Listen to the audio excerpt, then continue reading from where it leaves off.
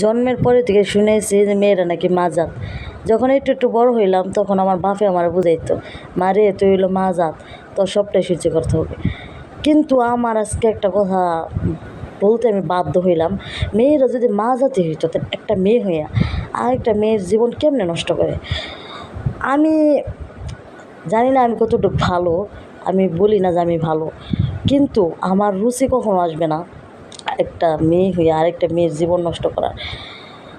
আর পৃথিবীতে হাজার হাজার সিঙ্গেল ছেলে থাকা সত্ত্বেও কিছু কিছু খারাপ চরিত্র, দুশ্চরিত্র মেয়ে আছে, তারা সিঙ্গেল ছেলেদের পিছনে পড়ে থাকে না, মিঙ্গেল ছেলেদের পিছনে পড়ে থাকে। এখন তারা মিঙ্গেল না সিঙ্গেল তা খেয়াল করে না, যদি একটু চেহারা চোহারা ভালো দেখে তার পিছনে পড়ে থাকে। তাই যদি একটু প্রেম প্রীতির ভালো মতো কথা বলে তারা ছাড়া আর কিছু বুঝে না। না বাইরে একটু দেখে দেখে তো প্রেম করবি।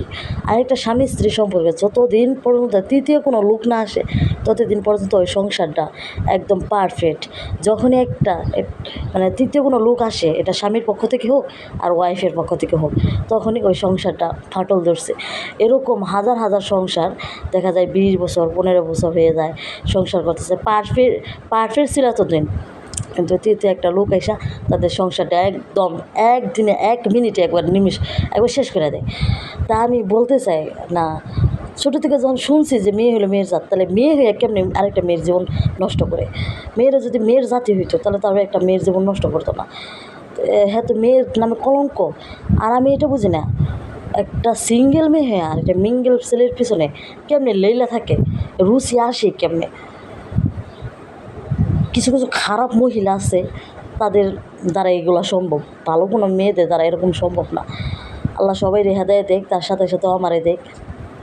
আমি বলি না যে আমি ভালো, আর আমি বলি না যে আমি খারাপও, কারণ আমার কোনো দিন রুচি আসবো না কোনো বিবাহিত ছেলের দিকে তাকানো।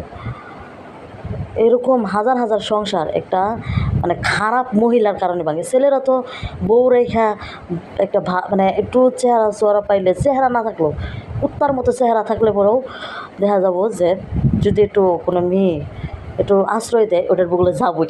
কিন্তু মেয়েরা কেমনে বিবাহিত ছেলের পিছনে লেলা থাকে। বাইরে টাকা পয়সা যে সব কিছু হইতো তাহলে তো বিয়ে হওয়ার কোনো দরকারই ছিল না। আল্লাহ সবাই রেহাদায় দেখ, তার সাথে সাথে আমারে দেখ। ভিডিওটা ভালো লাগলে সবাই